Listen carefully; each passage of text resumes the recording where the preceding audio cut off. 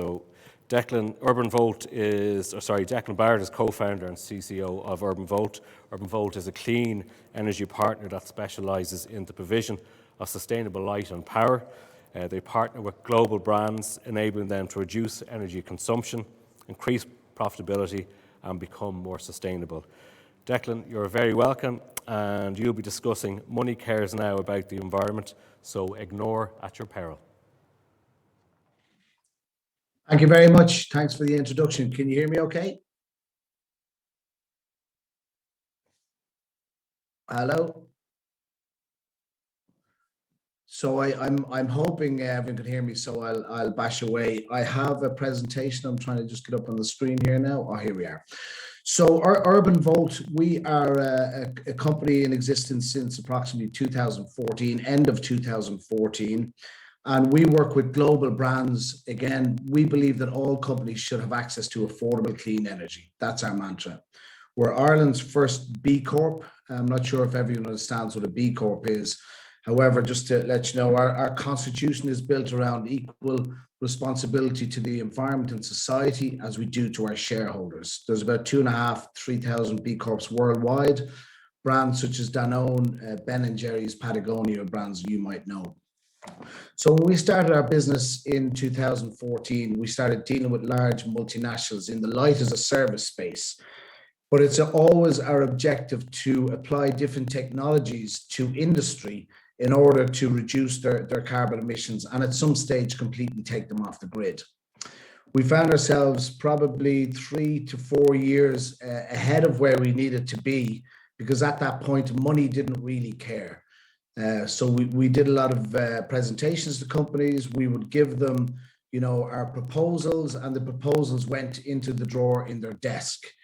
Simply because all they had to do was carry out a bit of an audit. If anyone ever asked us, we have it here and everything is fine. However, come 2020, 2021, money does now care about the environment. So we look at why, and we track back to see why it is important that everyone makes a move at this stage. So it's really irrelevant whether you care or not, because money cares. The reason for that is multinational global supply chains of consumer brands are now have heavy focus on lowering their emissions. And again, it's not because a lot of the time that they're very charitable organizations. It's because the people who invest in their companies, such as BlackRock, Blackstone, Carlyle, all of the major private equity companies have told them that they are going to divest their investment if changes aren't made. And the reason that they care is that, the Ohio State Teachers Pension Fund, New York Fireman's Pension Fund, the large universities in the US who are investing hundreds of billions are now be controlled by Gen X and Gen Z. And they do care about the environment. And that's why it now should be ignored at your peril. And the reason then we work within these supply chains, because the consumer brand at the very top, if they are changing, they will force change in the supply chains. And we look at some multinational companies that we operate with, and there's now line items on their procurement whereby you must tick the environmental box or they will not call you. You will not be able to qualify, okay? So our objective is that companies should have access to affordable clean energy. We deal with companies as large as Pfizer, Heineken, Bort Malt, Zimmer, multinational company brands, and we've been brought from projects that we commenced with in Ireland to different countries. We're now operational in 8 countries in 3 continents, and we're kind of following that rollout program with a lot of the larger customers. Our objective is threefold: the environment, the economy, and obviously electricity volatility. So the environment is our primary focus. We want to lower emissions, and we want to change the footprint that these companies have. The amount of light as a service projects that we've completed have been very successful. It would take approximately a mature forest double the size of the greater Dublin area to sequester the same amount of carbon out of the atmosphere than we have done by implementing our light as a service model, okay? And then when we're talking to companies as well, it is still very important that there's a financial business case. So where possible, we do meet that. from the light as a service is we generally, we will put in the equipment at our cost, and typically the savings that we generate will cover any costs and more. We'll add to the bottom line. And then electricity independence. That's becoming more and more important. People and companies are expecting brownouts. They're expecting blackouts. And as I say, it's been our objective to bring companies on a technology journey, applying energy efficiency technology first, and from there applying technologies that we can develop and produce green power from their own site. So how do we do this? Okay, so we want to make this easy for companies. So what we do is that we take away the need for capital. So with Urban Volt, there is zero capex upfront requirement from our customers. So we will come to site, we will install our light as a service or our other technologies, zero capital upfront. When it's operational, when it's producing, we then ask companies to pay us a service fee. With regard to the light as a service, typically it could be as low as or as high as 50% savings in their monthly monetary sort of lighting costs, which we will deliver back to them. And what we do then is, as I say, we make it easy, because for companies that want to get involved in this, they don't want to become experts. They don't want to apply and learn about different technology, become expert in that space. They want companies to come in and do it themselves, okay? Do it for them, should I say. So our technologies to date are light as a service. We found ourselves at the end of 2021, a lot of our larger clients came back to us and says, our CEO and our sustainability people are telling us that we should have solar on every single roof. And some of these companies have hundreds of acres of roof space across the world. And so the facilities guy is in the middle, and he finds himself, he goes to procurement and the accountancy team, and they say, well, we can't do that because we can't get a return investment within our period that we need to get signed off. So solar is too long an investment. We have too many sites to be able to get capital requisition to do them all. So that's where we sit in. So as I say, and I have a couple of examples at the end of the presentation here, we take away all of the complexity. Complexity number one, capital. Complexity number two, resource. And complexity number three is that we make it easy. And for companies, affordable clean energy, even the largest companies in the world that have more money than God, you would have thought, their affordability piece is different. They can't afford the time. If they want to go net zero by 2025 or net zero by 2030, and they have 200 or 300 sites, they can't afford to scale up an internal team. So again, they will come to Urban Volt. So I just want to show you what our solar purchase power agreement is. So at the end of 2020, as I said, we put an agreement together to make it easy for companies to transition to solar.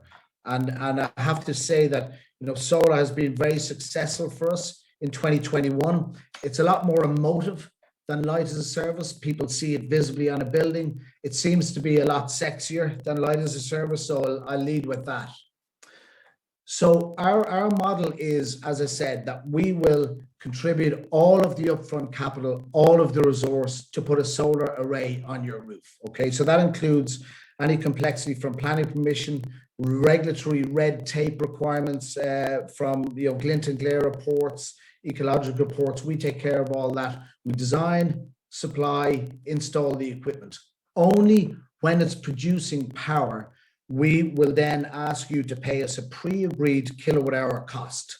And in today's environment, typically the cost that we will charge you for clean energy from your own roof will be 20 to 30% cheaper than what you're paying on the grid right now. And obviously that is going to continue at a large rate. The energy costs are going to continue. So we will, I think, be in a good position for a number of years to come. Sorry, I just need to click on.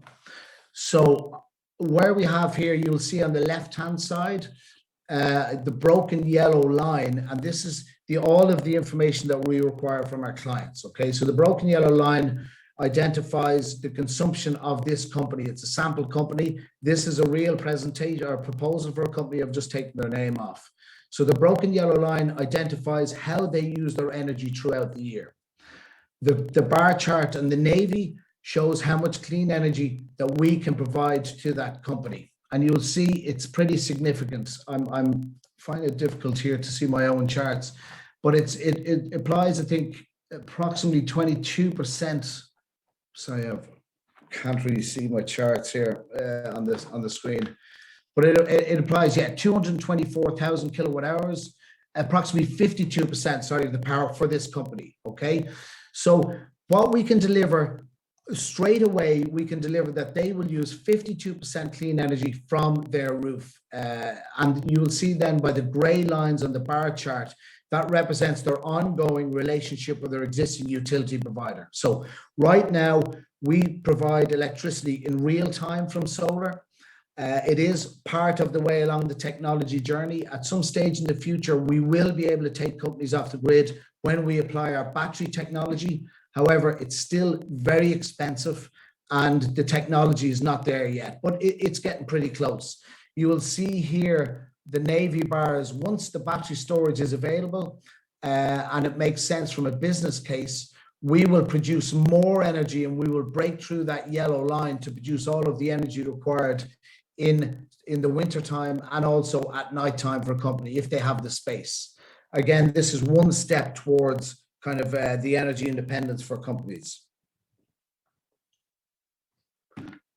And just on the monetary side, so you will see here that the company are paying, this particular company is paying 18.6 cents per kilowatt hour to their existing utility provider.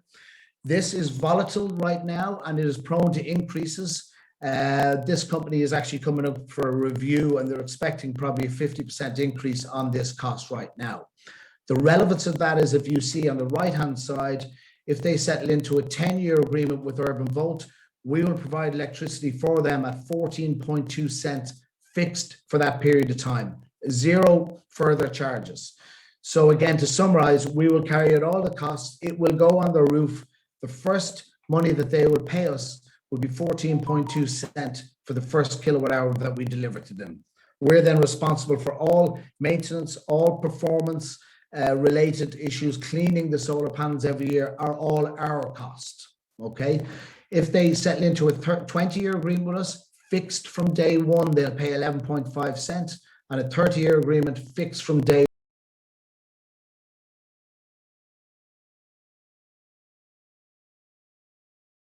in this situation is, this is power that their building is going to be using for the next 30 years. Whether or not they're in the building,